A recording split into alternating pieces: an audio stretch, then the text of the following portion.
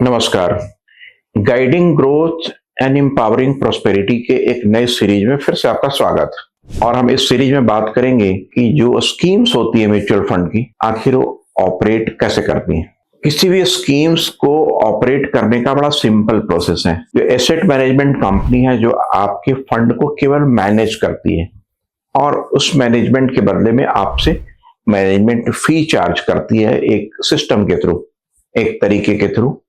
Market में अलग अलग तरह की स्कीम्स, इसकी बात हमने पिछले सीरीज में की थी, वो फ्लोट करती है। जब अलग अलग तरह की स्कीम्स फ्लोट करती है तो उसकी एक सर्टेन ऑब्जेक्टिव्स होती है और सर्टेन ऑब्जेक्टिव्स के हिसाब से उस स्कीम्स की एक डिटेल्स होती है कि आखिर वो स्कीम रिस्क वाली स्कीम है या रिस्क वाली ज्यादा नहीं है, हाई रिस्क है या लो रिस्क है या मॉडरेट रिस्क है। ये अलग अलग तरह के स्कीम्स को फ्लोट करके और पब्लिक को इनविटेशन देती है, इनवाइट करती है कि आप इनवाइटेड हैं इस स्कीम में पैसे लगाने के लिए।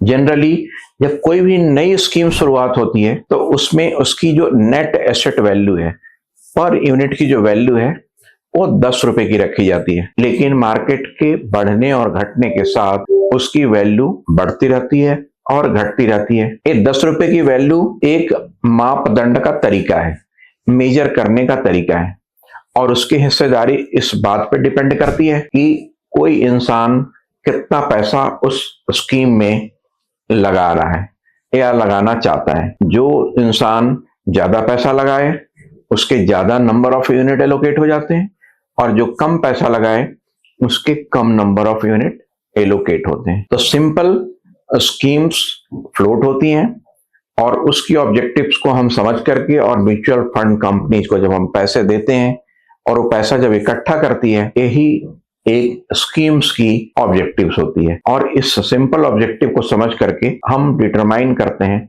या डिसीजन लेते हैं कि हमें उसमें पैसा लगाना चाहिए या नहीं लगाना चाहिए। आज इसी विचार के साथ इस संस्करण में हम इतना ही सीखते हैं। अगले संस्करण में हम फिर से कुछ नए थॉट लेकर के हम फिर से आपके सामने हाजिर होंगे। यदि इस विचार पे आपकी कोई प्रतिक्रिया हो, कोई आपकी क्वेरी हो, कोई आपकी सलाह हो, तो आप हमसे जरूर साझा करें। आज के लिए इतना ही। Thank you so much.